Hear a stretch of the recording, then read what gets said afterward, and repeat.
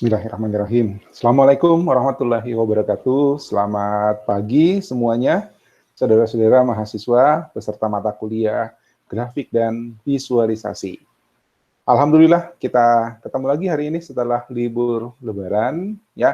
Masih dalam suasana Lebaran. Mohon maaf lahir batin. Selamat Idul Fitri, minal aidin wal faizin, ya. Kalau ada kesalahan, ada khilaf, ya, baik sengaja atau tidak sengaja, mohon dimaafkan. Gimana liburannya? Mungkin untuk yang berlebaran, saya yakin suasananya pasti menyenangkan ya, walaupun tidak bisa kemana-mana, tapi tidak ada larangan, walaupun tetap dengan tetap diingatkan ya, kalau kumpul-kumpul keluarga tetap patuhi protokol kesehatan supaya wabah ini segera berlalu. Tapi saya yakin suasana Lebaran di rumah Anda pasti semuanya menyenangkan ya. Saya juga senang, bahagia di hari Lebaran. Untuk yang tidak berlebaran, mudah-mudahan ikut berbahagia ya. Datang ke rumah temannya yang Lebaran aja, ya pasti makan-makan lah. Oke. Hari ini kita lanjutkan materi kita dengan masuk ke sesi, sebenarnya dari pertemuan sebelumnya kita sudah membahas tentang aspek visualisasinya, aspek visualnya. Ya, kalau sebelumnya kita cerita tentang datanya, sekarang kita cerita tentang aspek visualnya. Bagaimana kita menghasilkan visualisasi yang baik secara secara visual, ya. Artinya kita akan sedikit belajar, saya katakan sedikit karena kalau kita mau belajar desain itu butuh kita butuh waktu yang cukup panjang, ya. Tidak bisa serta-merta kita belajar 3 sesi pertemuan belajar desain grafis di sini terus bilang saya adalah desainer grafis, ya. Tidak bisa seperti itu. Jadi materi kita tentang desain grafis di sini hanya sedikit, sekedar untuk menjadi bekal supaya nanti Anda bisa membuat desain grafis untuk keperluan visualisasi. Oke, teknik-teknik pembuatan visualisasi nanti tetap kita akan pelajari di praktikum, ya. Tapi konsep-konsep desainnya kita akan pelajari di materi ini, ya. Saya dari tadi malam juga buka-buka email Anda, ya. Saya kok nggak nangkep apa batasan yang saya sampaikan ketika penugasan, ya. Terakhir kan exploration chart. Nah, ini temanya apa nih? Kenapa menurut saya secara umum koleksi Anda itu yang Anda sudah kumpulkan dan setor itu kok kayak apa ya? Ala kadarnya gitu loh. Ya, jadi saya nyari penekanannya kemarin apa ya? Ada yang ingat? Atau memang nggak ada? Jadi ngumpulnya suka-suka.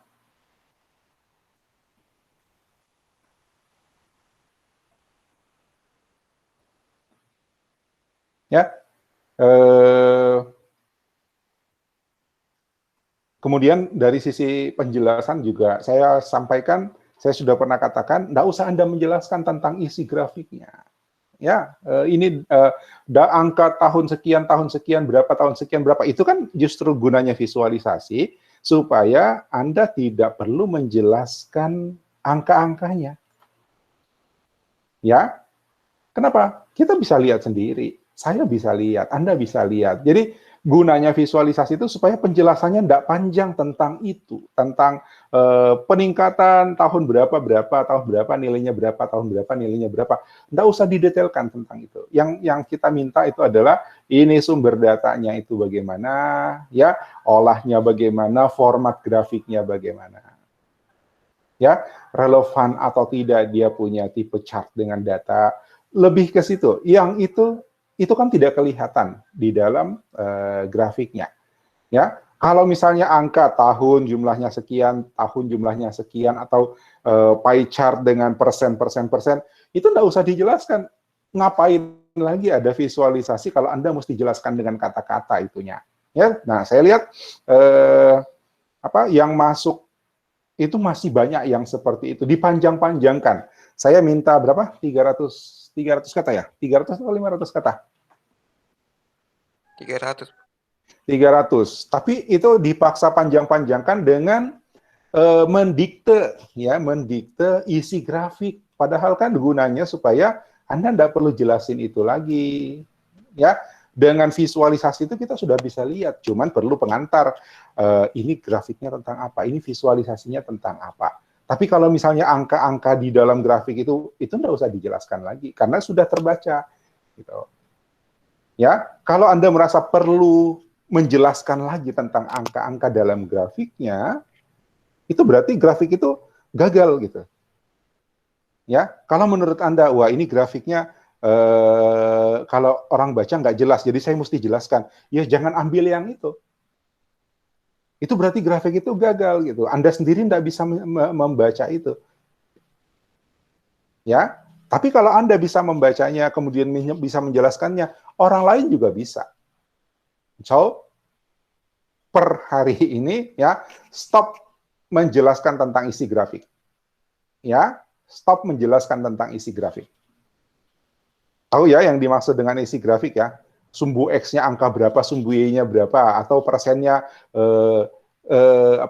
ekspor gandum negara mana, misalnya tadi saya sempat lihat ya, tahun sekian persen tahun, itu nggak usah dijelasin. Itu saya bisa lihat di grafiknya. Gitu. Oke?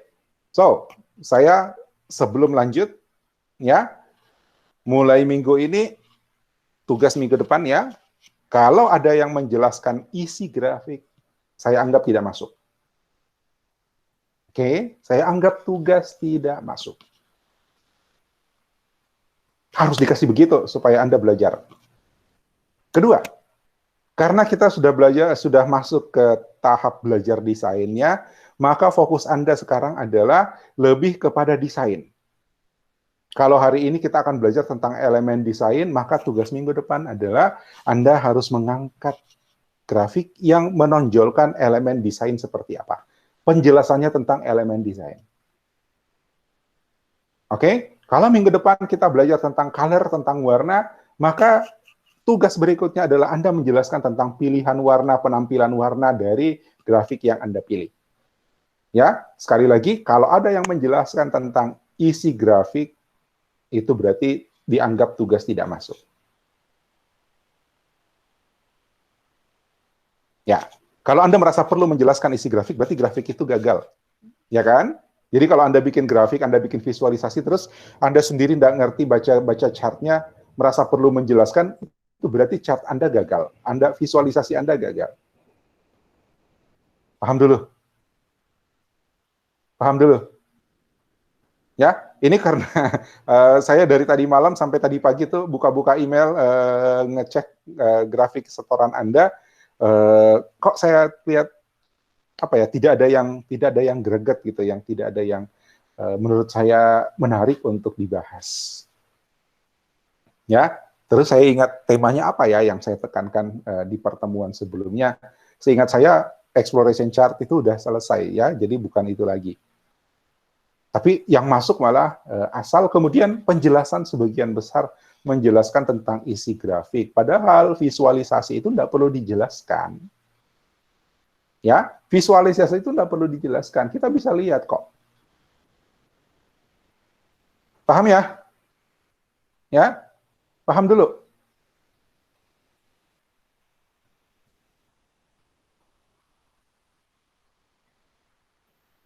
Halo, halo, halo. Paham, Pak. Oke, ya. So minggu depan kalau ada yang menjelaskan tentang angka-angka di dalam grafik, maka saya anggap itu bukan tugas yang sah. Ya, berarti dianggap tugasnya belum masuk.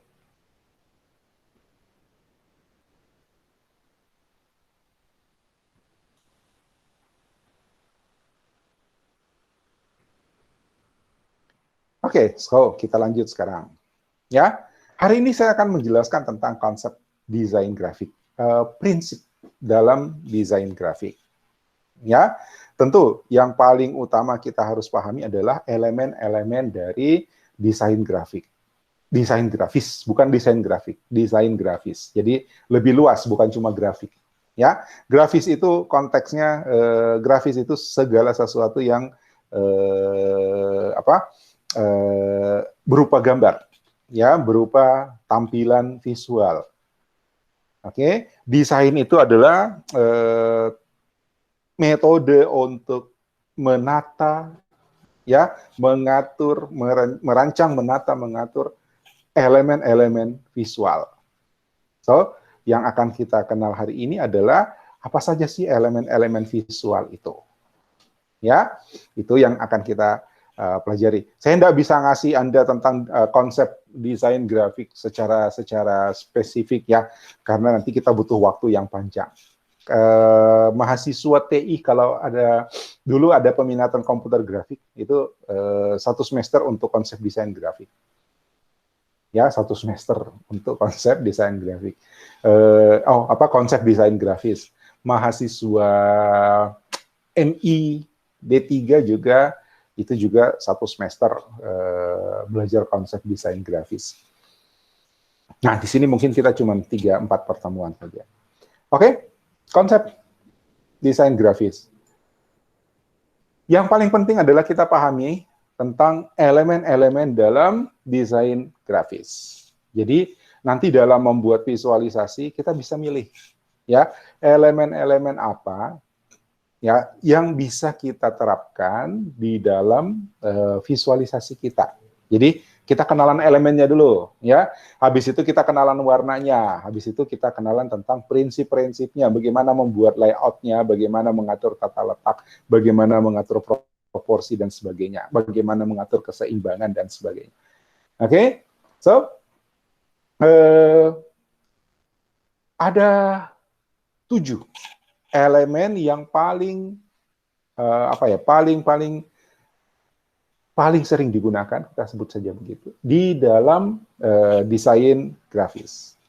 Ya, dan yang paling simpel dimulai dari sebuah garis. Ya, dimulai dari sebuah garis. Jadi semua grafis itu pasti dimulai dari sebuah garis. Nah, bagaimana kita mendesain, memanfaatkan elemen grafis, garis, sebagai bagian dari visualisasi kita, nanti saya kasih lihat contoh-contoh. Ya, jadi hari ini saya hanya menunjukkan tentang 7 elemen ini, ya, disertai dengan beberapa contoh. Dan Anda bisa lihat bahwa grafik itu tidak melulu seperti yang sudah kita praktekkan. Ya, tapi setelah Anda paham elemen desain, Anda paham konsep desain grafis, kemudian Anda rajin bereksplorasi, ya, mengeksplorasi tools yang Anda pakai, ya, yang sementara kita baru belajar pakai Excel.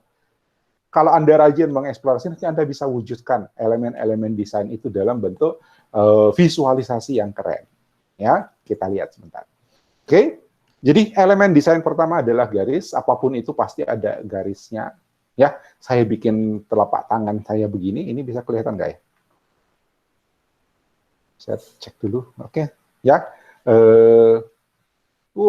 kalau saya kasih gini tangan saya, ternyata kulit saya hitam banget.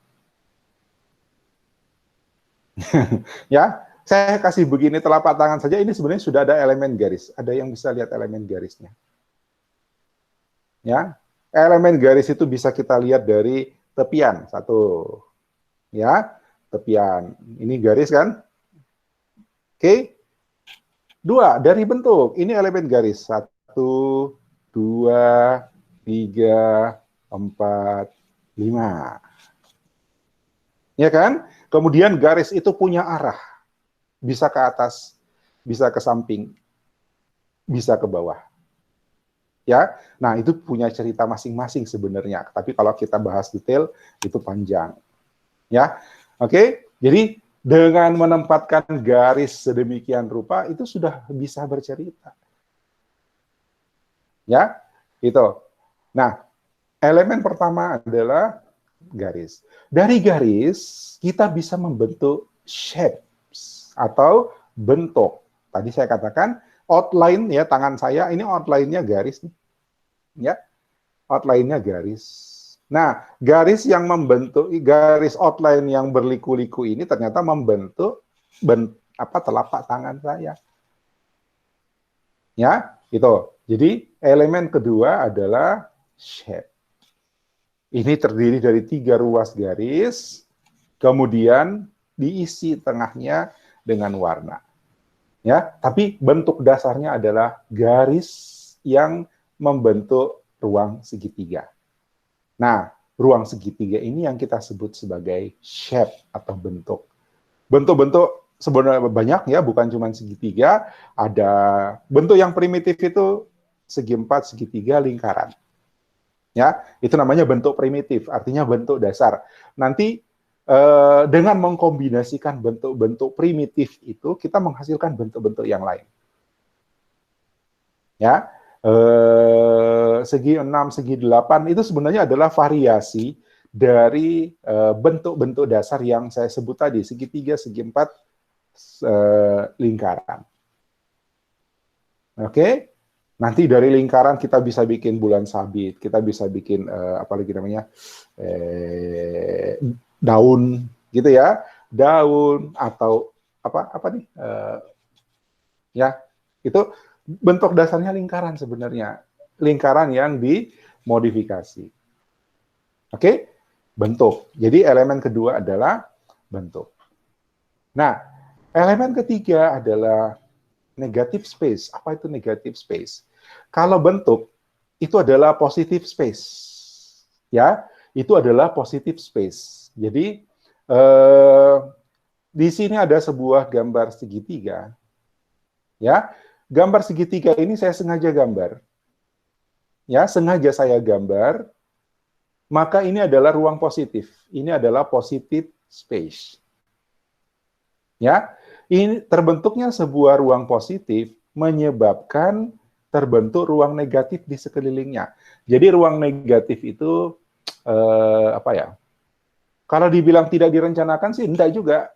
Ya, ini kan kalau contoh di gambar ini seolah-olah tidak direncanakan gitu ya. Tapi saya enggak bisa bilang bahwa negative space itu adalah ruang yang tidak direncanakan, enggak. Karena nanti dalam desain kita malah merencanakan negative space-nya. Contoh ini. Kenal logo ini? Ini bukan endorsement, bukan iklan, ya. Hanya kebetulan ini contoh yang menarik kalau kita mau belajar tentang line, shape, dan negative space. Yang mana yang dimaksud dengan negative space? Ya, Anda lihat apa ini? Ini logo apa sih? Ada yang tahu logo apa? Carrefour. Carrefour. Ya. Oke, apa yang Anda lihat? Apa yang Anda lihat? Logo Carrefour jelas ya, tapi dari logo Carrefour ini apa yang Anda lihat? Coba tuliskan atau sebutkan.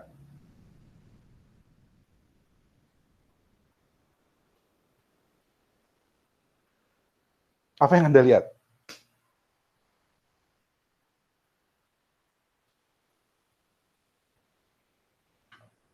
Halo? Chat masih kosong? Tidak ada? Jangan-jangan cuma Alvin nih mahasiswa saya nih. Oke, sekarang semuanya tulis di chat. Ya, apa yang Anda lihat? Wajib semuanya. Semua yang hadir. Nah, oke. Ombak tanda panah kata Fakita, warna merah biru kata Franz. Oh, Helen lihat tulisannya, bukan Helen. Helen yang saya tanya adalah lihat gambarnya, bukan tulisan ini, ya. Gambar ini, apa yang Anda lihat, ya?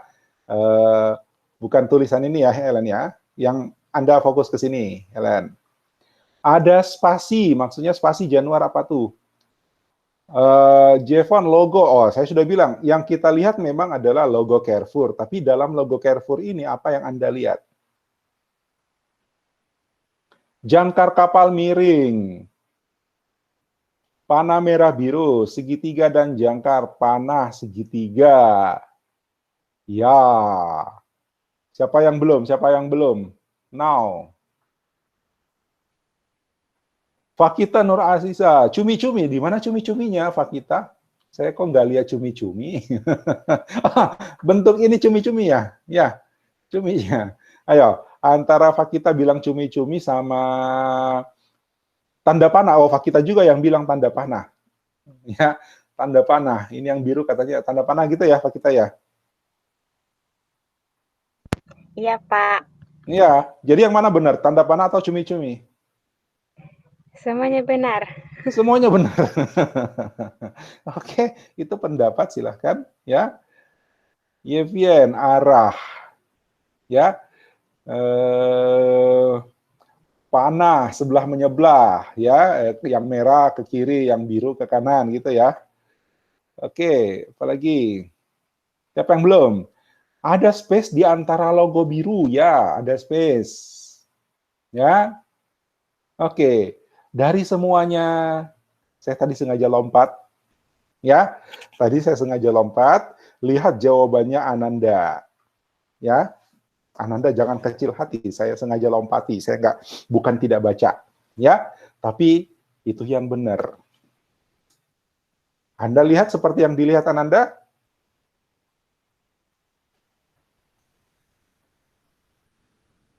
Ayo, siapa yang lihat?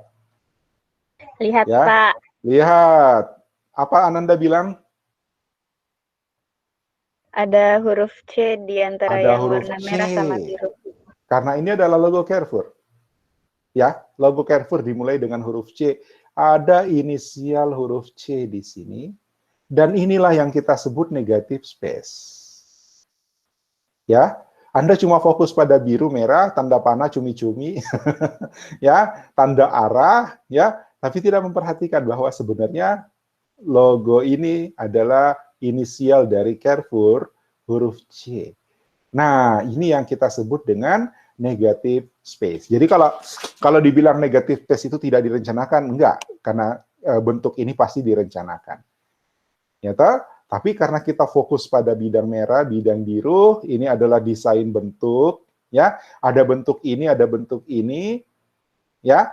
Tapi di antara bentuk itu tercipta satu ruang, ya. Jadi yang biru ini ruang positif, yang merah ini ruang positif. Jadi kalau digambar, yang kita gambar itu yang biru sama yang merah gitu. Iya kan? Kalau seandainya kita mau menggambar ulang logo ini, pasti yang kita gambar itu adalah yang merahnya dan yang birunya. Iya kan?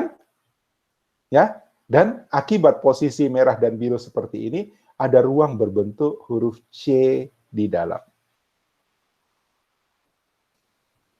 Oke? Itu yang dibilang Januar. Ada space antara logo. Ya, ini. Nah, inilah yang disebut dengan negative space. Nanti saya kasih lihat beberapa contoh. Oke?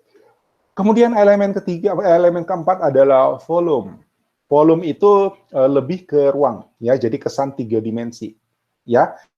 Ada yang di depan, ada yang di belakang. Itu volume. Tapi kalau di logo ini kebetulan logo ini 2 dimensi, ya. Tidak ada efek volume yang kita lihat. Jadi tidak ada elemen volume yang kita lihat. Kecuali misalnya kalau ini saya kasih bayangan sedikit, jadi kelihatan bidang biru, elemen yang biru sama elemen yang merah. Ada yang di depan, ada yang di belakang, berarti itu ada unsur volumenya. Ya, itu. Jadi, ini kebetulan contoh logonya tidak ada unsur volume. Volume itu adalah kesan ruang. Ya, Anda tahu kesan ruang? Saya di sini, kemudian di belakang saya ada dinding hijau, dinding biru. Ya, Anda merasa, Anda melihat saya berada di depan dari dinding biru. Gitu kan? Biru atau hijau Anda lihatnya? Dinding saya hijau sih. Di kamera saya jadi biru. Ya, di kamera saya biru. Padahal ini dindingnya hijau. Masalah cahaya. Ya, Anda lihatnya biru. Pak kita lihatnya juga biru. Tapi sebenarnya dinding ini hijau. Ya, hijau kodong. Toh jengka hijau. Ini sudah siap untuk green screen. Oke, jadi volume itu kalau ada kesan ya satu benda, satu objek, satu elemen di depan dari elemen yang lain. Ya, sehingga kita merasakan ada kesan ruang, ada kesan tiga dimensi. Jadi kalau dia mengandung unsur tiga dimensi, berarti dia menerapkan elemen volume dalam desainnya. Ya. Kelima adalah value. Ya. Value itu adalah gelap terang. Jadi kalau cerita value itu gelap dan terang. Biasanya desain-desain yang menerapkan unsur value, elemen value itu monokrom. Monokrom artinya cuma satu warna. Ya, nanti cerita warna kita bahas di pertemuan berikut. Ya, Januar lihatnya hijau dinding saya. Kalau kamera saya asli nangkapnya sih biru. Tunggu, saya lihat di Google Meet itu warna apa dia? Biru, di Google Meet biru, padahal dindingnya hijau. Oke, kembali ke sini. Ya, value itu berarti gelap dan terang. Lihat bahwa warna yang tadi warna biru, kalau dijadikan hitam putih, ya, itu ternyata lebih gelap daripada yang merah. Ya, ini tadi merah kan? Ya, itu berarti ada perbedaan value antara warna biru sama warna merah. Nah, biasanya ini desain-desain yang menerapkan value itu hanya menggunakan satu warna. Satu warna itu bisa hitam putih saja, ya. Abu-abu ya, bukan hitam putih. Hitam sama putih itu bukan warna. Catat ya, hitam sama putih itu bukan warna. Oke, ya, nanti kita bahas tentang warna dan kenapa saya katakan hitam dan putih itu bukan warna. Oke. Nah, kalau Anda lihat di sini, ini bukan warna nih. Ini ruang hitam ini bukan warna. Ya, ini karena dia menyerap cahaya semuanya dan tidak dipantulkan kembali sehingga yang kita lihat adalah warna tanpa cahaya. Jadi hitam itu adalah tanpa cahaya. Putih itu semua cahaya. Ya, sabar kita akan bahas sendiri. Oke. Value adalah gelap dan terang. Efek atau kesan gelap dan terang.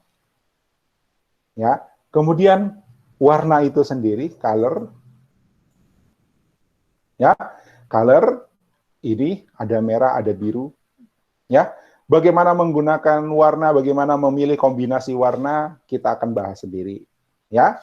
Itu karena biasanya kalau cerita desain itu yang paling banyak dibahas itu adalah bentuk dan warna. Ya kan? Ya. Ketika Anda saya lupa siapkan materi untuk apalagi namanya prakarya, ya.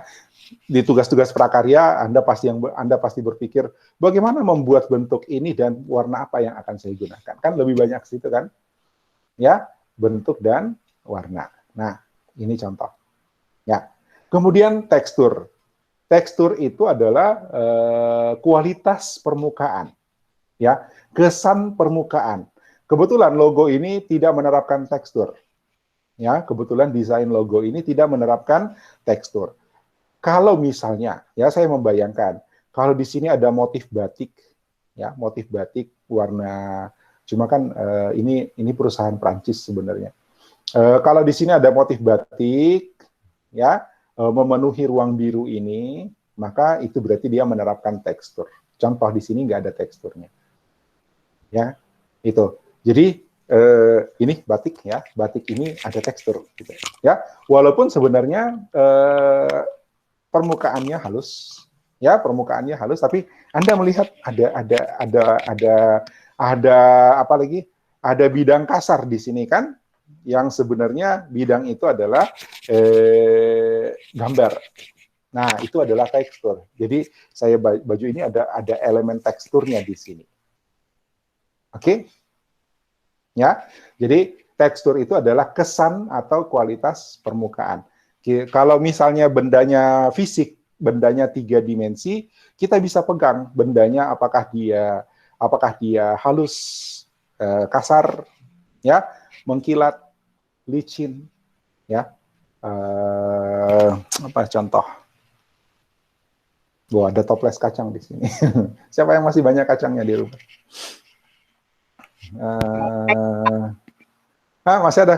Masih banyak kacangmu kita. Masih, Pak. Masih. Oh, Natasha bilang Tosca. Hijau dong kalau gitu Tosca ya. Oke. Apa ya? Saya cari contoh yang bisa menggambarkan tekstur. Nih. Ya. Ini apa lagi? Putih. Ya.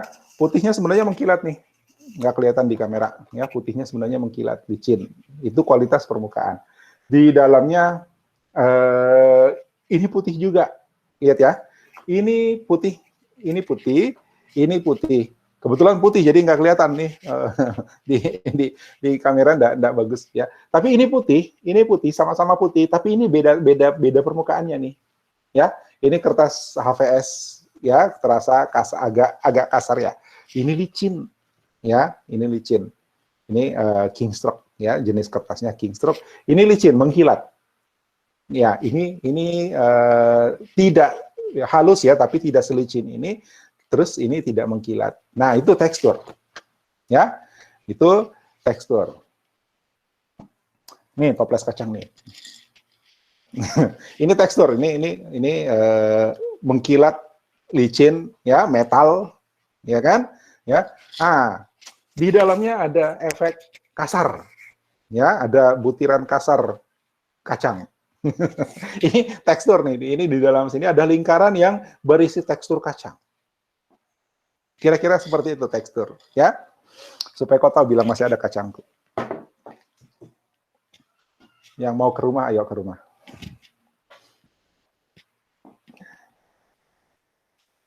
Oke? Paham tentang tekstur ya? Ya?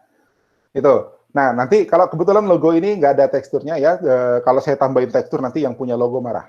Ya, kalau dia saya kasih hitam putih tidak merubah apapun, cuma gelap terangnya aja yang saya tonjolkan gitu kan. Tapi kalau saya kasih tekstur, nanti itu berarti saya merusak logonya karena desain logonya tidak mengandung unsur tekstur. Oke, nanti dicontoh saya kasih lihat tekstur dalam konsep dalam elemen desain bisa seperti apa, bisa kayak apa. Ya, ingat ya, line, garis, shape, bentuk, ya, negatif space, ini negatif space yang kadang-kadang bingung ya, tapi Anda lihat posisinya ini kosong di sini, ya itu negatif space. Ya, nanti beberapa contoh juga ada. Kemudian volume apa tadi? Volume apa tadi? Ada yang ingat?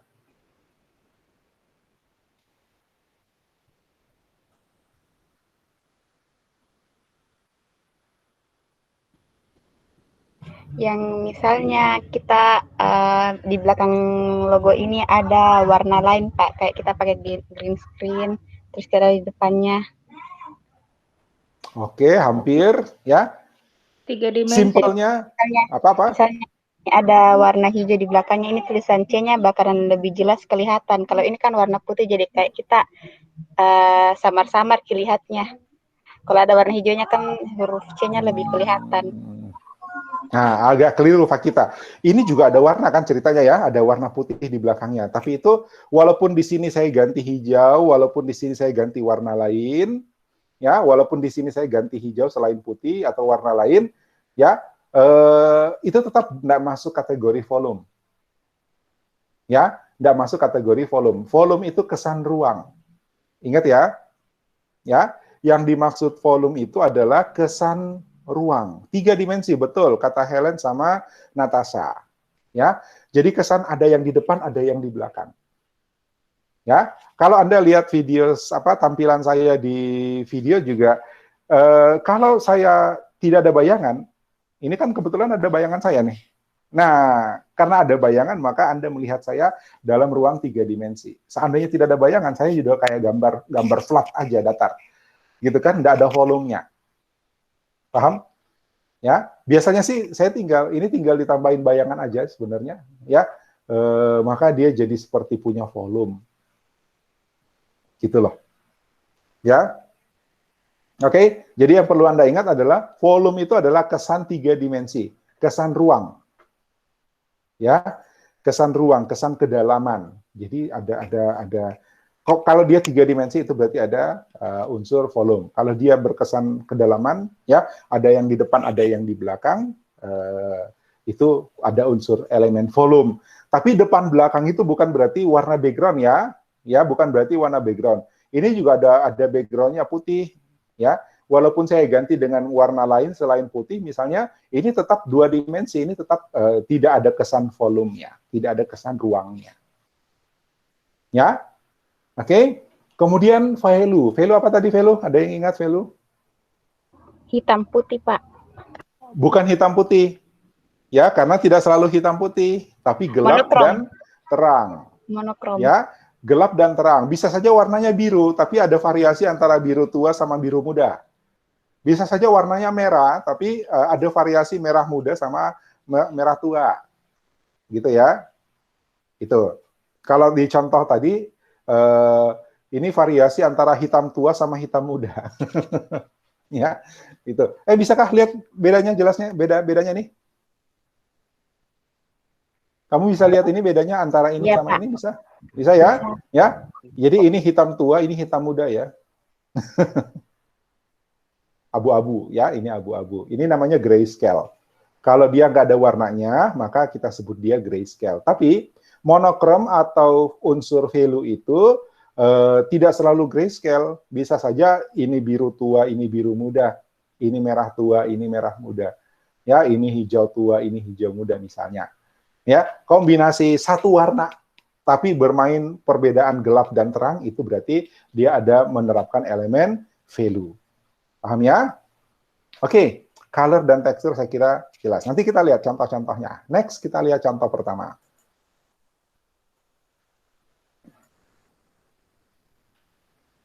Nah, ini saya kira sudah sangat jelas sekali bagaimana desainnya menunjukkan elemen lain.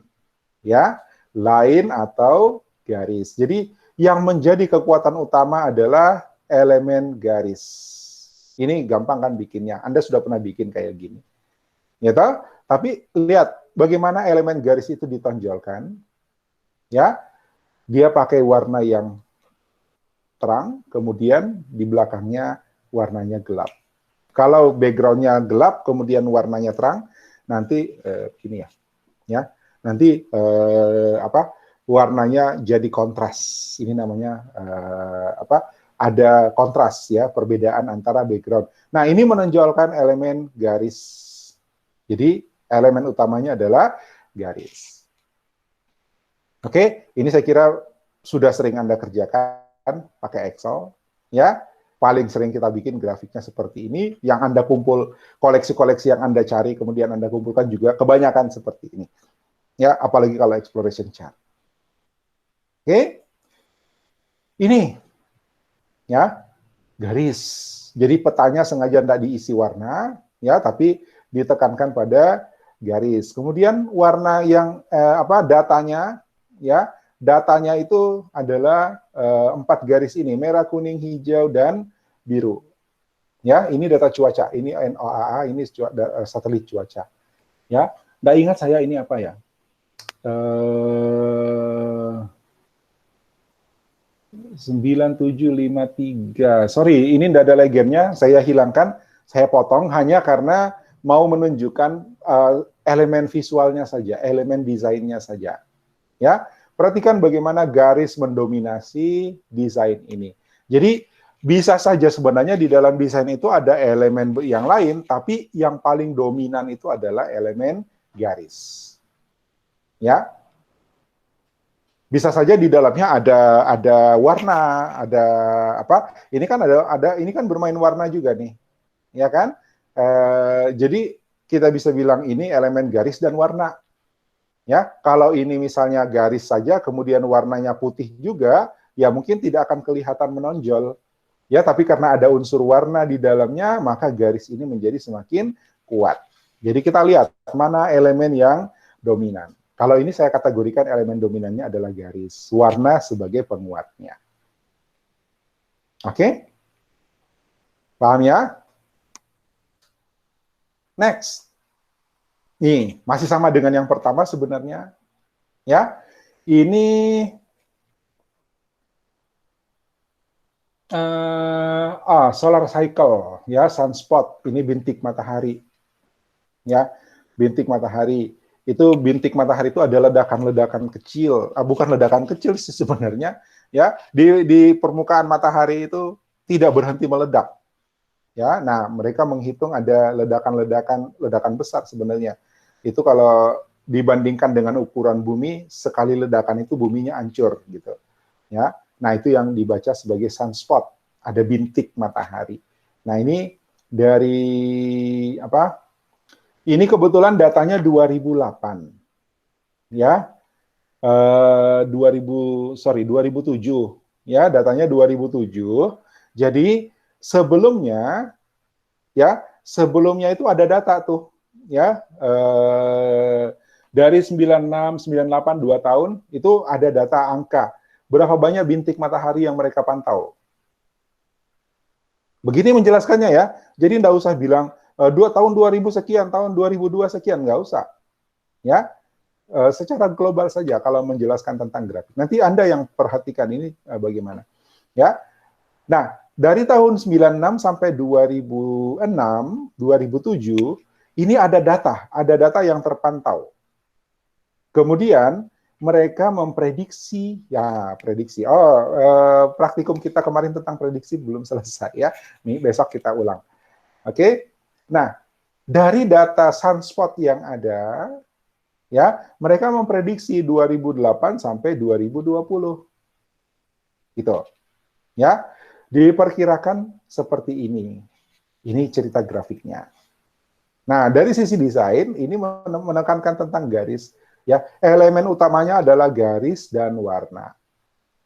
Ya, garisnya sebenarnya kalau tanpa warna terus garis ini dibikin jadi lebih terang, ya, maka tetap kita bisa baca grafiknya kan, ya, tapi dengan bantuan warna juga ini menjadi lebih jelas. Oke, ya, ini lagi-lagi Anda melihat kekuatan elemen garis, ya, bukan elemen air, udara, api, bukan ya, itu tugasnya si Ang.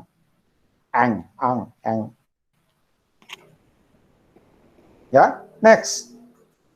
Nah, kebayang nggak visualisasi kayak gini? Ya, ada yang bayangkan visualisasi kayak gini? Nggak pernah ada yang milih visualisasi seperti ini. Kenapa? Takut menjelaskannya susah kan? Ya, padahal ini contoh visualisasi yang keren. Ya, ini adalah novel.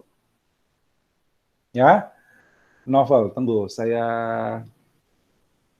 ya, novel pemenang prize winning ya, prize winning. Jadi novel yang menang, mendapatkan hadiah. Ya, kemudian tema. Jadi tema yang paling populer. Ya, ini dari temanya itu kita bisa lihat di sini. Ya, temanya itu kita bisa lihat di sini. Ini adalah judul-judul novelnya, novel-novel pemenang hadiah, ya. Cuman tidak disebutkan ini hadiah dari mana. Ya, ini adalah novelnya. Ternyata novel-novel ini, ya, itu paling banyak bertipe death, pembunuhan, kematian.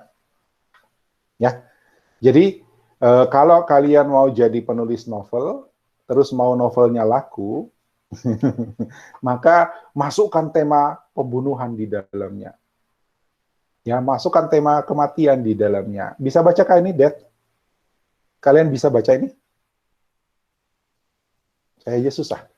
Death ya, benar. Oke. Yang kedua adalah love. Ya, ini paling besar kedua kan?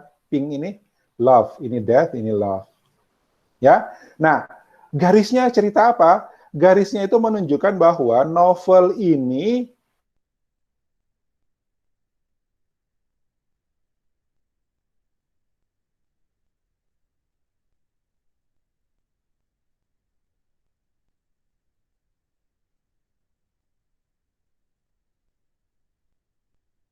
ada death-nya, ada love-nya. Ya, Nov 23, 1, 2, 3. Cek 1, 2, 3, saya online lagi. Halo? Iya, Pak. Oke, tadi dari sampai mana ya? Saya putusnya di mana?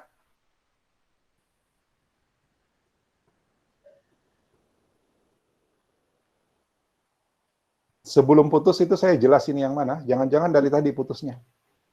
Pas novel mungkin, Pak. Pas novel tadi kita bilang.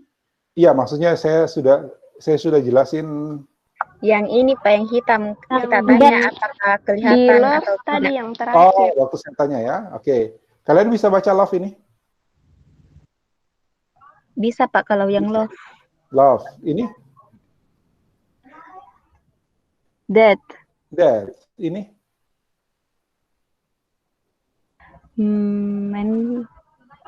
Mental. Mental, oke. Bukan. Bukan mental. Bukan mental. Ayo. Betrayal. Betrayal, pengkhianatan. Ya, ini.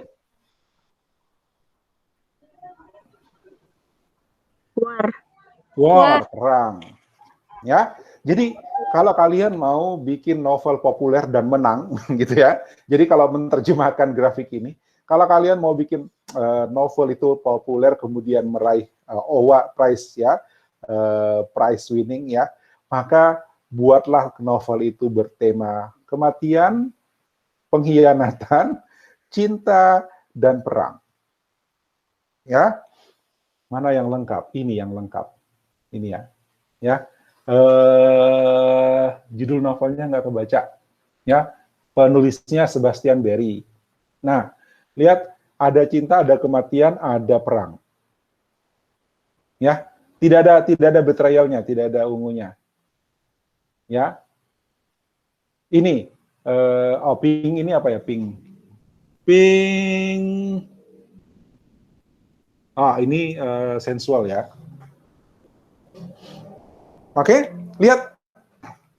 Visualisasi ini menggambarkan hubungan antara novel pemenang, ya, pemenang hadiah, ya, prize winning novel, ya, dengan topiknya.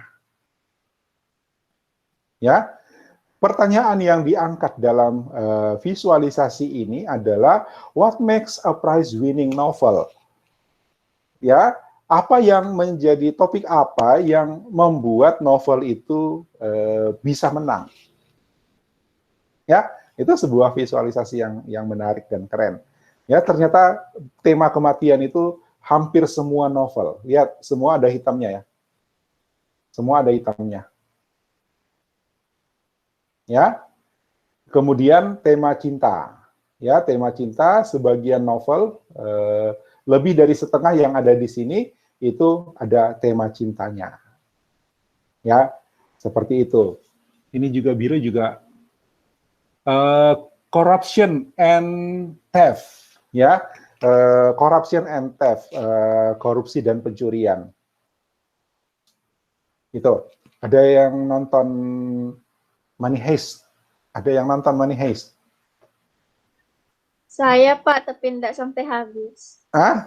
Emang belum habis? Enggak, maksudnya masih di season 1. Oh, keren itu ceritanya ya. Itu perampokan bank. Siapa lagi yang nonton Money Heist? Ini lagi penasaran nunggu session 5 nih. Kenapa enggak lanjut? Enggak bagus, enggak suka? Waktu itu saya lagi lanjut nonton Dark, Pak. Dark. Ya, Dark itu temanya di sini ya. Ya. Yang time travel, Pak. Oh iya, time travel belum nonton saya. Belum nonton. Saya nonton Money Heist sama Flash. Yang bingung, Pak, filmnya lumayan atur otak. Ya, keren kan? Iya, Pak. Coba nonton sampai minimal selesai yang ini loh, yang kan 2 cerita tuh, dua perampokan. Perampokan yang pertama kan yang percetakan uang. Nah, perampokan keduanya yang bank sentral. Yang perampokan selesai yang perampokan pertama belum kan? Iya, masih perampokan pertama. Nah, selesai situ keren banget. Ya, dari sisi ceritanya ternyata menarik. Ya, nah ternyata memang topik seperti itu memang menarik gitu. Ya, ini corruption and theft, korupsi dan pencurian. Oke, tapi itu kan bukan novel, itu film seri.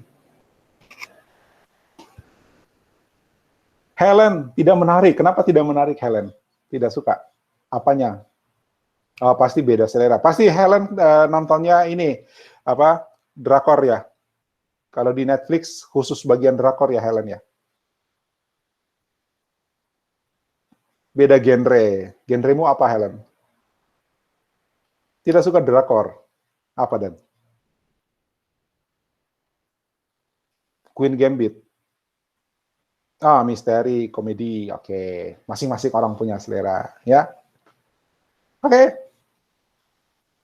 Ya, bisa dicari di sini. Topiknya apakah misteri, apakah komedi itu ternyata topik atau tema yang menjadi pemenang. Ya, tema novel yang menjadi pemenang. Ya, mungkin ada di sini. Cuman kalau kita baca satu-satu ini terlalu kecil, ya hanya beberapa yang bisa kita baca. Tapi nanti cari grafik aslinya, ya baru lihat itu. Oke? Oh, Dark itu time travel ya. Saya jadi penasaran mau nonton juga itu. Cuma kalau sekarang sih belum bisa nonton, masih ada kuliah. Oke, ya Anda lihat bagaimana peran dari elemen garisnya ya. Lagi-lagi elemen garisnya diperkuat dengan elemen warna. Kalau tanpa warna, maka grafik ini juga kurang bercerita nih. Ya, jadi sebenarnya warna itu bisa berperan di hampir semua. Tapi yang lebih kuat dari kesan visual di sini adalah bagaimana permainan-permainan garis yang terbentuk. Oke? Walaupun tanpa warna, mungkin garisnya juga tidak akan cukup kuat gitu, ya. Tapi dengan bantuan warna dia menjadi lebih menarik. Paham ya? Elemen dominannya apa? Bentuk ini ada bentuk nih, ada bentuk lingkaran putus kan? Ini ada donat yang terputus. Tapi bukan yang dominan, ya. Yang dominan adalah garis dan warna. Ya, saya angkat ini sebagai contoh untuk elemen lain, untuk elemen garis.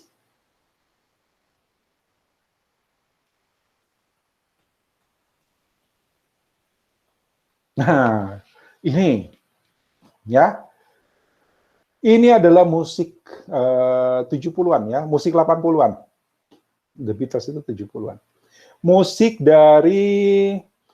yang paling banyak diputar ya. Musik ini musik jadul nih. Adakah favoritmu di sini? Ada favoritmu di sini? Kalau Queen. saya Queen, oke, kita sama. Saya The Beatles, Queen, sama Michael Jackson. Queen, ya? Pak. Queen, oke. Beatles, Pak. Apa? The Beatles. The Beatles, oke, The Beatles. Ya, saya suka The Beatles, suka Queen sama Michael Jackson. Nah, lihat. Dari 1999 sampai 2010, itu musik siapa yang paling banyak didengar? Paling banyak diputar? Ya, ini. Lihat, ini digambarkan dengan garis. Ya, digambarkan dengan garis. Ya, menariknya apa? Mungkin Anda bingung, kok garis ini tiba-tiba ke bawah, tiba-tiba ke atas? Ada yang bisa amati? Ya, Helen, Michael Jackson. Wah, kita satu selera.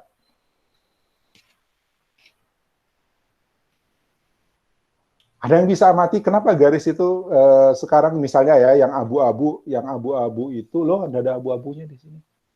Yang mana dia? Misalnya Michael Jackson itu yang orange. Ini tidak lengkap ya, ada yang merah tapi nggak ada detailnya di sini. Hijau, The Beatles, ya misalnya. The Beatles itu di sini tiba-tiba dia turun, terus naik, ya, terus oh ini naik terus, ya. Kenapa? Kenapa ini turun di sini? Masa kejayaannya mungkin, Pak. Bukan. Ayo amati lagi chartnya, amati lagi chartnya, ya.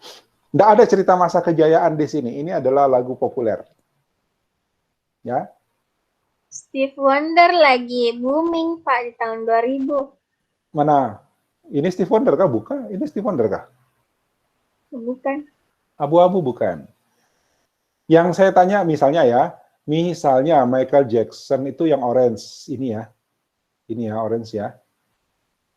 Ya, ini orange. Ini dia di bawah, terus naik, terus turun. Ya, terus naik lagi, terus turun lagi. Ayo, kira-kira kenapa? Mungkin banyaknya orang di Ya, lihat, perhatikan cover. bahwa setiap garis tahun ini, data itu disortir dari yang terbesar. Perhatikan, ya, garis yang terbesar itu pasti di atas. Jadi garisnya kan tebal tipis gitu ya. Ketika dia tebal berarti banyak yang dengerin.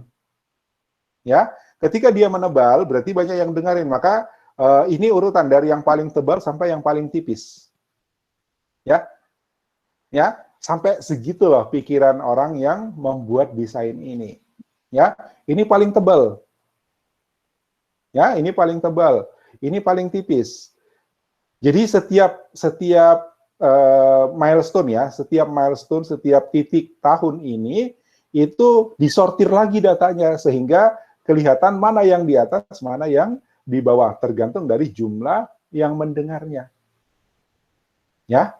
Nah, dari sini kita tahu bahwa ternyata The Beatles itu hampir setiap tahun paling banyak pendengarnya. Gitu kan? Ya, kecuali di tahun 2000, nggak tahu kenapa dia di bawah ini. Oke? Ya. Ini bagaimana peran dari elemen garis. Jadi lihat, ini yang dominan yang kita lihat itu elemen garis. Otomatis ada warna, tapi yang paling dominan dari garisnya. Oke? Ini contoh visualisasi yang kreatif, keren. Next. Nah, ini shape, ini bentuk. Ya, tadi saya katakan di sini ada bentuk. Ya, di sini ada bentuk, tapi bukan yang dominan. Ya, lihat yang di sini tidak ada lagi garis. Ya, garis cuma bantuan sekat-sekat ini. Ya, sekat-sekat ini. Kemudian dia dominan dengan bentuk lingkaran. Ya, legiannya juga menggunakan bentuk-bentuk lingkaran. Ini cerita evolution of reading. Ya, di mana kita membaca, mendapatkan informasi itu dari beberapa sumber. Ya, TV, radio, telepon, film, cetakan, ya, rekaman musik, komputer games, dan komputer. Ya, nah, hijau sama ini hijau ya, ini hijau, yang hijau muda itu ini. Sampai 2008 itu TV masih mendominasi. Ya, TV masih mendominasi. Kemudian ada komputer tahun 2000 di era 2008. Ya. Sebelumnya 1960 TV sama cetakan. Ya. 1960 TV sama cetakan. Tapi 2008 cetakan itu tinggal 9%. Jadi tinggal 9% di antara kita yang membaca buku versi cetak.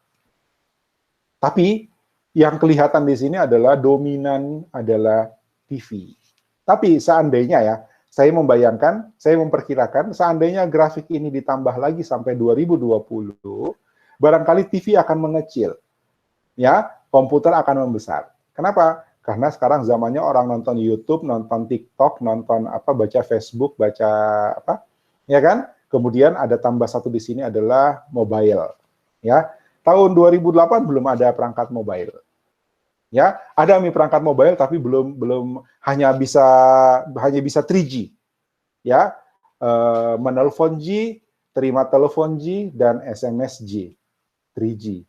Ya, nanti 2010 ke belakang, baru kemudian smartphone itu booming. Nah, seandainya data ini ditambah lagi untuk satu dekade lagi misalnya, maka mungkin TV ini sudah akan berkurang, ya. Kemudian komputer dan perangkat mobile akan muncul. Komputer akan membesar dan perangkat mobile akan muncul. Ini sih phone, ya, phone. Tapi phone ini kan hanya hanya telepon voice biasa, bukan smartphone. Oke? Penekanan utama dari secara desain ya, secara desain elemen utamanya adalah bentuk. Nah, ini Anda sudah bisa bikin ya. Ya, yang begini sudah bisa Anda bikin. Ini juga menggunakan elemen bentuk. Jadi ini bentuk piala ya. Oh, patung ya. Patung, bukan piala. Jumlah perbandingan antara patung laki-laki sama patung perempuan. Ya, ini sampai segitu ya, lihat bagaimana mereka mencari ide untuk sebuah visualisasi ya. Perbandingan antara jumlah patung laki-laki dan perempuan di Amerika dan di United States dan United Kingdom, di Amerika dan Inggris. Ya, tahunnya tidak sama ya, sampai 2011, ini sampai 2016. Kemudian di US itu yang dihitung cuma outdoor saja, ada bintangnya ya. Yang dihitung cuma patung yang di luar ruangan, sementara yang di Inggris itu termasuk yang di dalam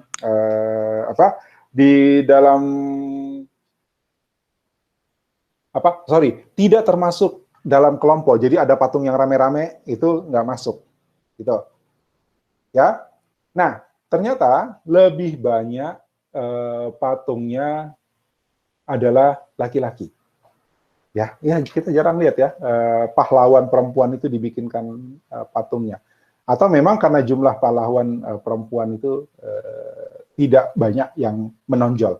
Banyak pahlawan perempuan, tapi tidak banyak yang menonjol atau tidak banyak yang diingat. Ya kan?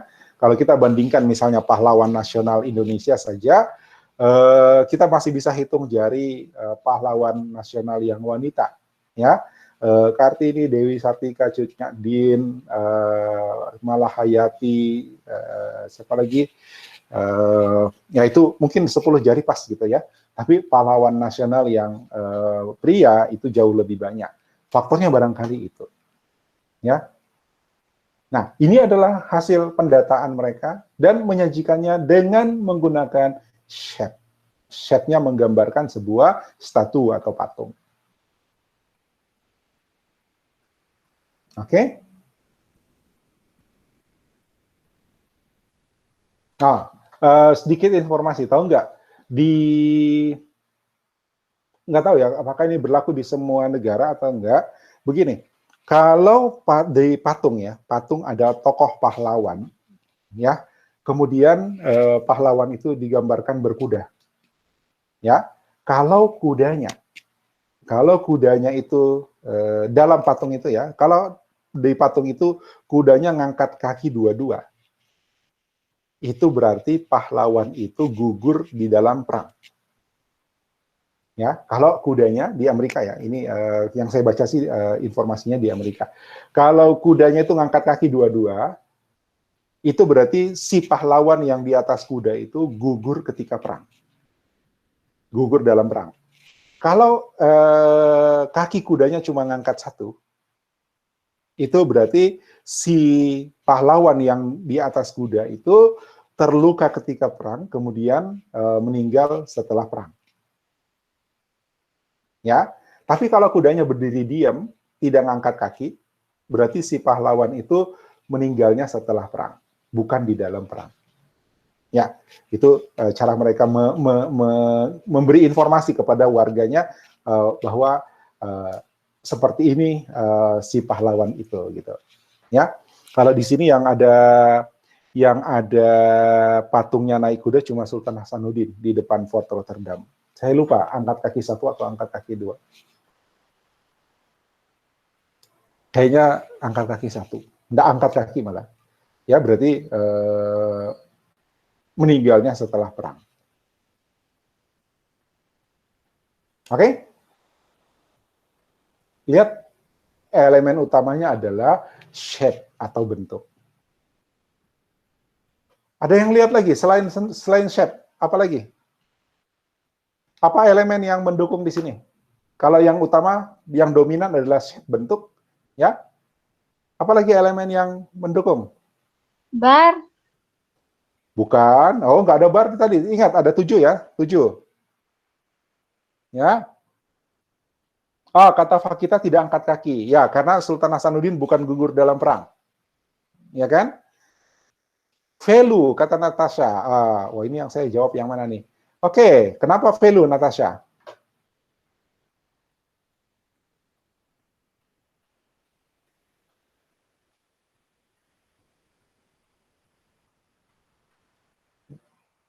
Warna gelap terang. Oke, that's right. Ya, selain bentuk, ya, selain menerapkan shape, juga menerapkan warna gelap terang. Lihat, ini satu warna. Ini abu-abu saja nih. Ya, ada abu-abu muda, ada abu-abu gelap. Berarti ada elemen value di dalamnya. Ya, yang dominan adalah shape, kemudian didukung sama elemen value. Karena bisa saja dia pakai warna kan? Ya, tapi ternyata dia pilih pakai value. Oke, ada warna, tapi cuma simbol bendera. Karena kalau dipakai abu-abu kan nggak kelihatan tuh, nggak jelas. Oke, thank you Natasha. Thank you juga Fakita, informasi tentang patung Sultan Hasanuddin di Benteng. Ya, saya nggak tahu apakah patung-patung di Indonesia juga menerapkan konsep desain patung seperti itu. Ya, jarang-jarang sih ada patung berkuda di Indonesia, apalagi di Makassar. Kecuali itu tadi yang di depan Rotterdam. Next adalah, nah ini negative space. Ya, ini negative space. 4 negara dengan tentara terkuat, ya, dengan army angkatan perang terkuat 2017. Ya, yang sini adalah China, kemudian USA, ya, United States, Amerika, kemudian Pakistan, ya, lalu Ukraina. Nah, memang ini bukan semua ya. Seandainya ditampilkan semua, mungkin tidak bisa disajikan begini. Ya, ini dipilih. Jadi antara Pakistan sama Ukraina itu hampir sama, China sama Amerika Serikat itu menurut data ini hampir sama. Ya, nah, ada yang lihat negative space-nya apa? Yang mana yang dia sebut negative space?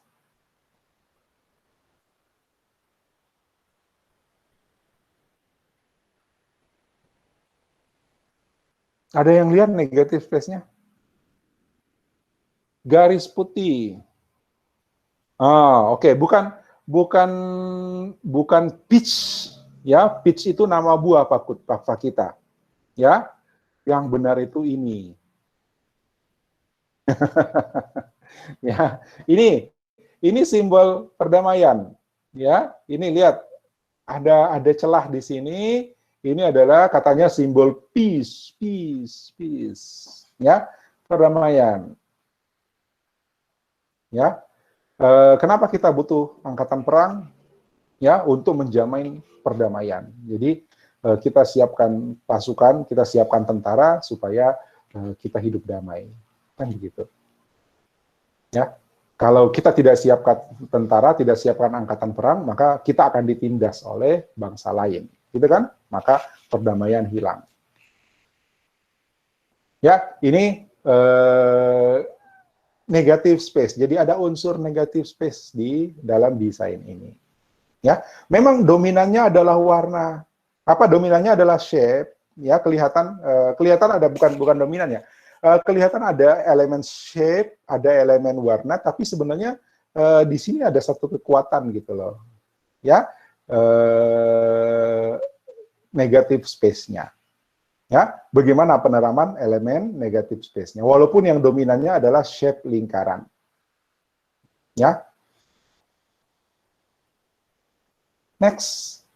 Nah, ini ya. Ini adalah purchasing power dari $1. Jadi kemampuan uang itu menurun.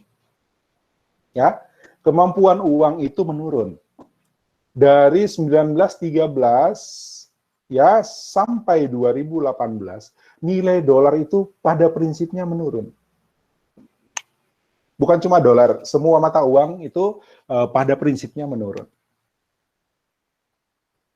Ya, nah ini adalah negative space-nya diisi. Jadi tidak melulu ruang kosong ya.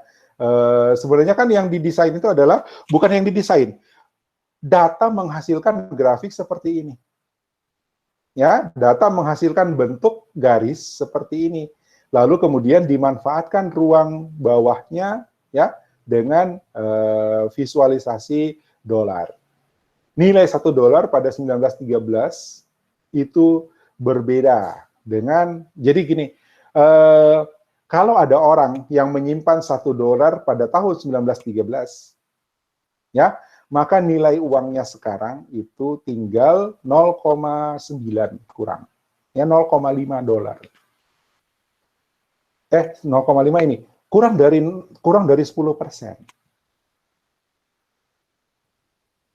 Ya, seperti itu kira-kira gambarannya. Jadi nanti dia punya uang $10, 10% ya. Nanti dia punya uang $10 itu baru nilainya sama dengan $1 dulu. Ya kan? Kira-kira sama dengan dulu dengan uang Rp50. Dengan uang Rp50 kita bisa makan bakso. Ya. Sekarang kita baru bisa makan bakso dengan uang 50.000. Ya, 50.000 ya? Ya, oh enggak. Paling gampang begini. Dulu Rp150 bisa makan bakso. Ya, zaman saya kecil Rp150, zaman saya sekolah SD, Rp150 itu bisa makan bakso. Tapi sekarang Rp1.500 baru bisa, Rp15.000 baru bisa makan bakso. Ya, jadi satu mangkok bakso Rp15.000 dengan satu mangkok bakso zaman dulu itu Rp150. Kira-kira seperti itu. Jadi nilai uang kita itu juga menurun. Kenapa? Ada yang tahu kenapa?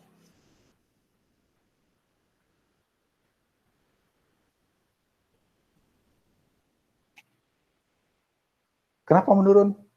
Nilai uang itu menurun. Kalau ini teori ekonominya apa? Halo? Teori ekonominya apa? Ada yang tahu? Inflasi, betul kata Juan. Ya, inflasi. Jadi nilai uang itu menurun. Saya juga baru baca, kalau inflasi itu ternyata memang harus. Ya, kalau tidak ada inflasi, maka tidak ada investasi. Orang lebih suka simpan uangnya. Ya, kalau tidak ada inflasi, maka orang-orang yang punya uang, dia akan lebih suka menyimpan uangnya. Kalau dia simpan uangnya, maka ekonomi tidak berputar. Ya, orang hanya keluarkan uang hanya untuk kebutuhan standarnya saja. Ya, kebutuhan saja. Jadi tidak akan ada industri besar, tidak akan ada infrastruktur. Karena apa? Tidak ada investasi. Ya, orang karena inflasi, maka orang merasa harus menginvestasikan uangnya. Dia tidak simpan. Kalau dia simpan, gara-gara inflasi nanti turun. Tapi kalau dia investasikan, dia tidak akan dirugikan karena inflasi, malah uangnya akan naik. Gitu. Ya, jadi inflasi itu bukan harus dihapus, enggak, memang dibutuhkan, ya, supaya ekonomi itu berputar. Kalau nggak ada inflasi, ekonomi tidak berputar. Jadi hampir semua negara itu mata uangnya menurun. Oke, nah ini adalah grafik garis sebenarnya. Jadi elemennya lain, tapi yang kuat itu adalah ruang bawahnya diisi. Ya, ini masuk kategori negatif space. Sebenarnya nggak direncanakan ruang bawah ini kan, ya. Tapi karena datanya memang ngomongnya begini, ya, karena data yang ada itu ngomongnya begini, Maka terciptalah ruang di bawah sini. Diisi sama simbol $1. Nah, ini volume. Ya, volume. Lihat bahwa yang kuning ini lebih di depan dari yang hijau. Yang merah itu antara yang kuning sama yang hijau. Bagaimana kita bisa tahu? Karena ada kesan bayangan. Lihat, karena bayangannya yang merah, ya, bayangan B itu jatuh di C, berarti B ini lebih di depan daripada C, kan gitu. Ya kan? Bayangan A itu jatuh di C dan juga ada di B. Ya, berarti si A ini lebih di depan. Nah, dengan efek bayangan, kita bisa melihat ada perbedaan antara yang di depan sama yang di belakang. Ada kesan ruang. Ya, volume itu adalah kesan ruang. Oke? Ya? Jelas ya, bagaimana yang kita sebut dengan volume. Jadi, bukan sekedar berbeda warna latar. Ya, bukan sekedar membedakan warna latar, saya di belakangnya saya ada hijau, bukan. Tapi lihat, perhatikan ini. Ini sebenarnya warna latar ini sama dengan ini sama-sama putih nih, sama-sama putih. Ya, ini sama latar belakangnya, ini semuanya putih. Ya, tapi karena ada efek seperti cahaya dan bayangan, maka kita melihat bahwa ini lebih di depan dari yang lain. Ada ada objek yang lebih di depan dari objek yang lain. Ya, seandainya tidak ada seperti itu, ini flat semua nih, ini polos semua, jadinya hanya kelihatan yang warnanya saja. Bisa dibayangkan ya? Hanya kelihatan yang merahnya, orange-nya, sama hijau dan birunya saja. Kalau tidak ada kesan bayangannya. Kenapa? Ini sama warnanya putih sebenarnya, cuman di sini ada bayangan. Ya, ini lihat ini hampir sama kan, putih kan, di sini hampir sama kan, tapi karena ada kesan bayangan, maka dia kelihatan jadi berbeda, kelihatan bahwa itu bidang yang berbeda.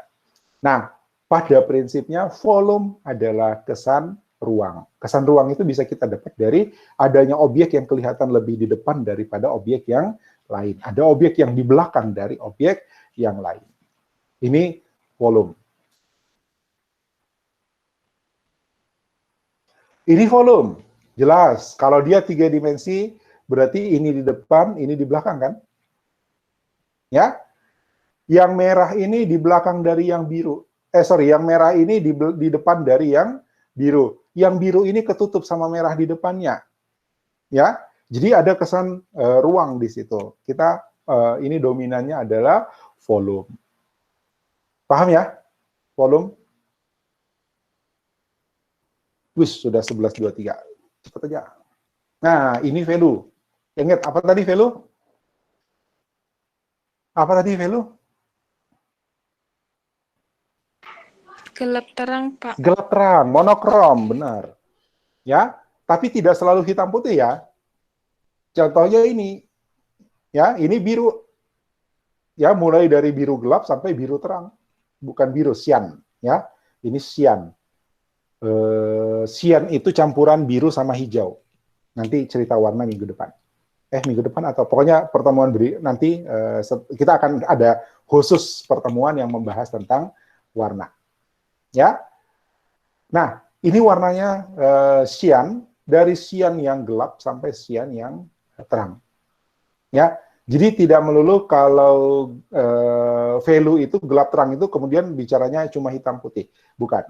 Ya, nggak selalu bahwa kalau kita bilang monokrom itu hitam putih, bukan. Monokrom artinya cuma satu warna. Ini cuma satu warna, biru. Anggap aja biru ya. Ini cuma satu warna, biru saja. Ya, tapi birunya dari yang biru gelap sampai biru terang. Ya, itu monokrom. Jadi monokrom itu tidak selalu hitam putih. Monokrom artinya satu warna. Ya, bisa merah, ya merah saja, nggak ada warna lain. Ya, dari merah tua sampai merah muda, hijau tua sampai hijau muda, hijau gelap sampai hijau terang gitu. Oke? Itu value. Ini value. Ya, apa yang Anda lihat, apa yang Anda tulis dan apa yang Anda lihat, ya Pak, apa yang Anda tulis dan apa yang Anda lihat dari tulisan teman Anda, ya, tentang pekerjaan, tentang sekolah, tentang kalimat past tense, tentang apa ini cerita anak sekolah, ya. Nah, hubungannya bahwa Anda, misalnya, Anda melihat teman Anda, ya ini, Anda melihat teman Anda suka membaca metafisik, ya, teman Anda menulis tentang metafisik, dan Anda juga suka baca metafisik. Ya, itu berarti Anda dengan teman Anda itu punya chemistry, gitu ya. Ya, itu berarti Anda bisa sahabatan. Kenapa? Sama-sama suka metafisik. Ya, metafisik itu hantu-hantu. Ya kan? Kira-kira seperti itu. Ya. Nah, intensitasnya ini lihat, ini value, value-nya kebetulan bukan monokrom, tapi dia ambil dua warna, tapi sebenarnya dua warna dipisahkan. Satu warna untuk 0 ke positif, ya, 0 ke positif, kemudian 0 ke negatif itu merah. Itu satu warna lagi. Jadi dia monokrom tapi ada dua warna yang berbeda. Ya, dimainkan value-nya. Ya, monokrom pertama 0 ke positif dan monokrom kedua 0 ke negatif. Ya, untuk menggambarkan korelasi. Kalau merah berarti nggak ada korelasinya. Ya, kira-kira seperti itu.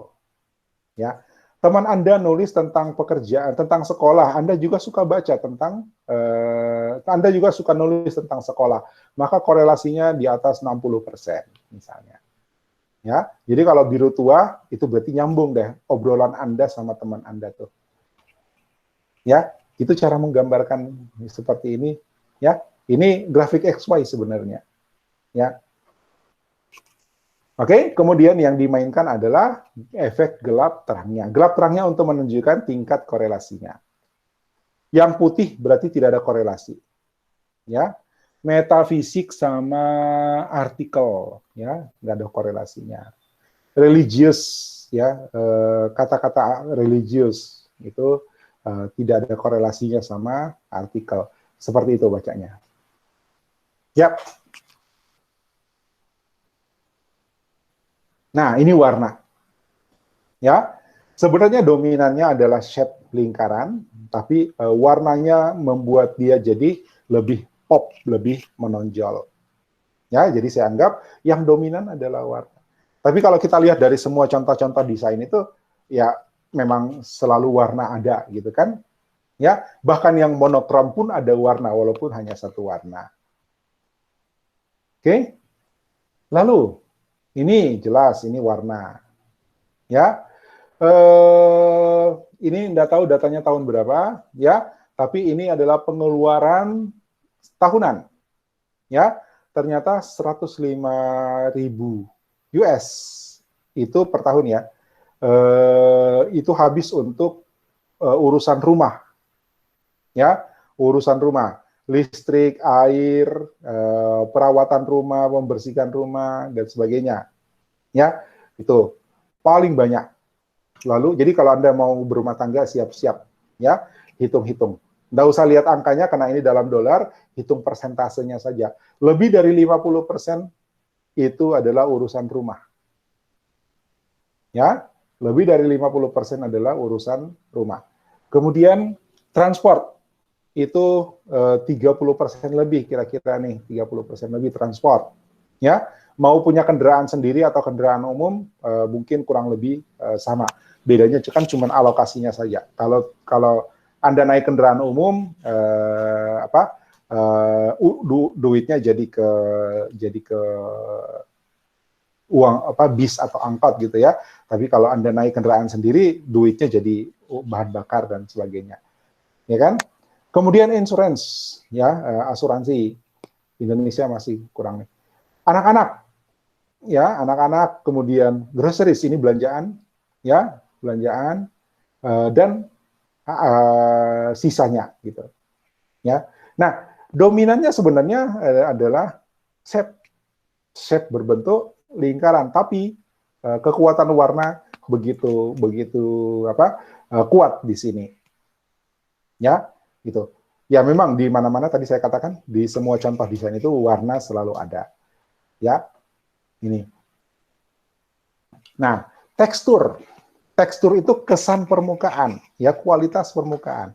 Kalau biasa kita bikin polos-polos, ya polos-polos, sekarang ada teksturnya ini, ya sehingga kalau dia polos kan kesannya halus, tapi gara-gara dikasih tekstur seperti ini, maka kesannya menjadi seperti kasar.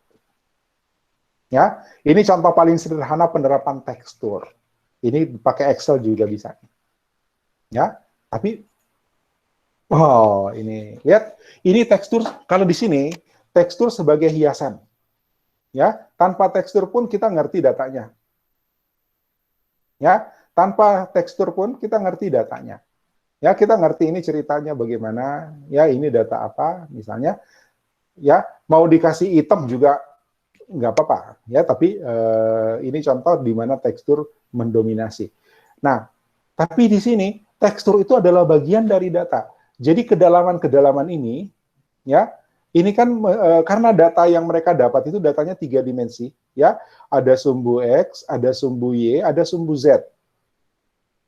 Nah, sehingga data yang dari data yang mereka punya, kalau divisualkan, ya, ini X-nya, ini Y-nya, ini Z-nya kedalaman, ya, Z-nya itu kedalaman. Kalau dikasih warna, dikasih efek warna, maka kelihatanlah bahwa ini seperti lubang-lubang, ya, bahwa ini tidak licin, tidak mulus, ya, ada kesan kasar, dan kesan kasar itu bukan sengaja dikasih seperti ini, tapi memang karena datanya seperti itu, ya, ini lebih dalam, misalnya ini lebih dalam daripada ini, karena memang sumbu Z-nya lebih tinggi, gitu,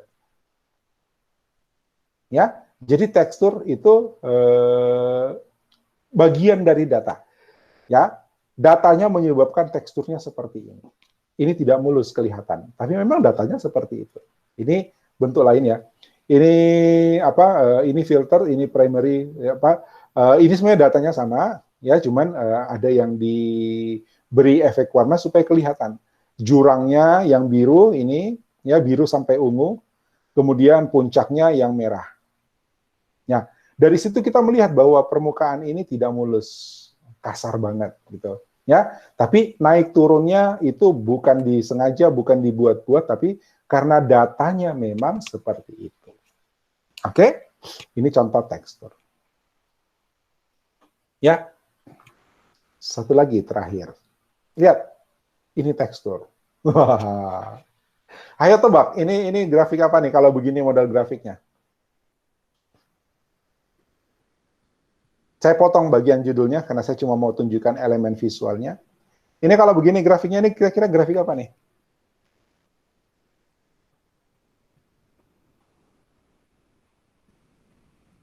Saham, benar. Ya, saham atau foreign exchange, forex, ya. Apa cirinya saham? Grafiknya itu berbentuk lilin, grafik berbentuk lilin. Grafik bentuk lilin itu ada lilinnya, ada sumbunya. Gitu ya. Ya, candle bar ya kalau nggak salah namanya candle bar, ya, ada sumbunya, kemudian ada lilinnya. Sumbunya itu menunjukkan pembukaannya berapa, ya,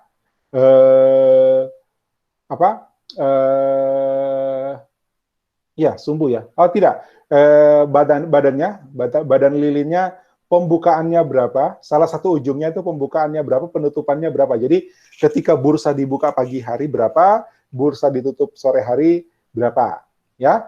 Kalau yang atas itu pembukaan, kemudian yang bawah itu penutupan, berarti harganya jatuh, ya. Ada istilahnya mereka itu kalau harga turun.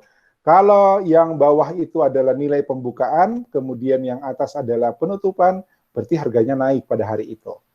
Ya, kemudian sumbu lilinnya ini menunjukkan maksimum perdagangan, nilai perdagangannya pada hari itu.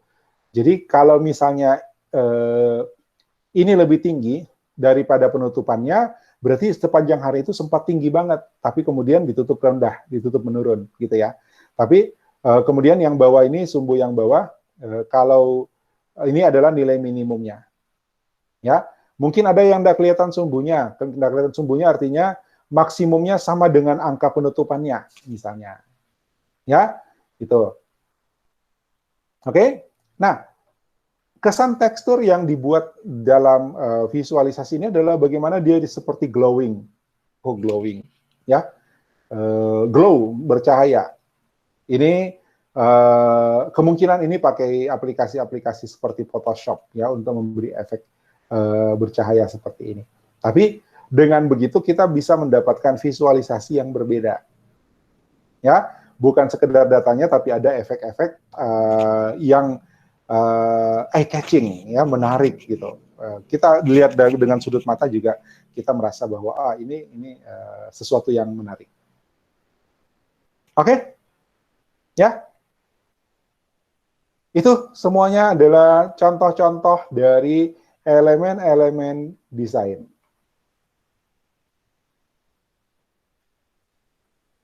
Ya, contoh-contoh dari elemen-elemen desain.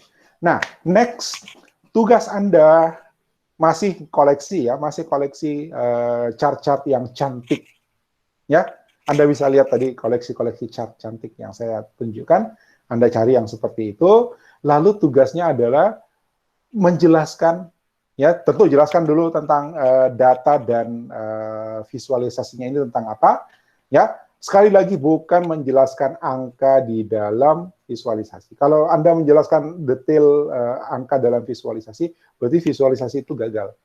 Ya kan, Anda menganggap visualisasi itu tidak cukup menjelaskan sehingga Anda merasa perlu menjelaskan. Kalau gitu saya anggap tugasnya tidak memenuhi syarat. Paham ya? Saya ingatkan lagi. Ya. Kemudian penekanan adalah ini chart selain cerita tentang data, ini menggunakan elemen desain apa? Apa yang dominan, apa yang mendukung?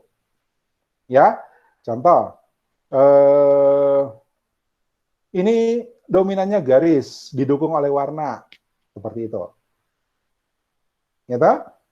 Ya, ini dominannya garis, lagi-lagi didukung oleh warna, misalnya. Ya, nah, silakan Anda cari. Sekarang sudah mulai cari yang cantik-cantik, yang unik-unik. Ya, dan intinya adalah saya mau Anda menjelaskan tentang, ya, Anda menjelaskan tentang elemen desain apa yang Anda lihat di dalam visualisasi itu. Oke, tentu dengan alasan kenapa dia kelihatan menarik. Ya, contohnya ini tadi misalnya, ini menarik. Ya, bentuknya jadi unik gitu. Ya kan? Permainan garis dan warna. Dominannya garis, disupport oleh warna. Warna dipakai untuk membedakan datanya. Ya kan? Gitu. Garis digunakan untuk menghubungkan antara sumbu X sama sumbu Y. Jadi kalau ini sumbu X-nya, ini sumbu Y-nya. Gitu. Atau kebalik, ini sumbu X, ini sumbu Y. Ini sebenarnya kalau digambarkan dalam bentuk chart, grafik lain juga bisa. Ya, grafik XY sebenarnya ini, grafik XY. Oke, jelas? Ada pertanyaan dulu? Sudah 39.